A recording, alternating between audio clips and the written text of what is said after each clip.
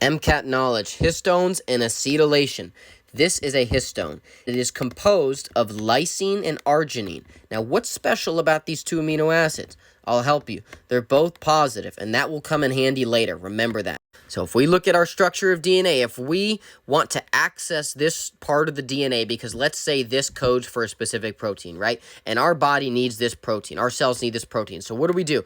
We have to look for the specific nucleosome. A nucleosome is just an 8-pack of histones, by the way. These are all histones inside the nucleosome. And these are all nucleosomes that make up the chromosome. Regardless, we need to find that specific stretch of DNA. So let's say that it's right here on this specific histone. So this histone currently has this DNA wrapped around it very tightly. And because it's wrapped very tightly, we can't access this portion of the DNA with the enzymes that we need to make messenger RNA to make protein.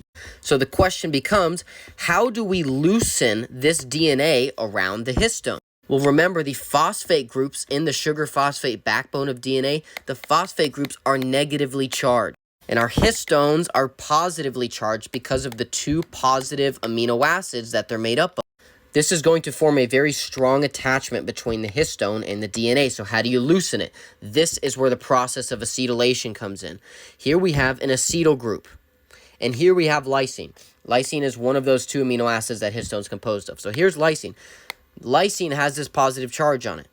The acetyl group will be placed by acetyltransferase. It will be transferred onto lysine. And when we transfer this acetyl group onto the lysine, it neutralizes that positive charge. So there's nothing to attract the negative charge of the DNA to the histone anymore, which loosens the DNA, which allows RNA polymerase to come in, make copies of this as messenger RNA, and then send it off to a ribosome to make a protein.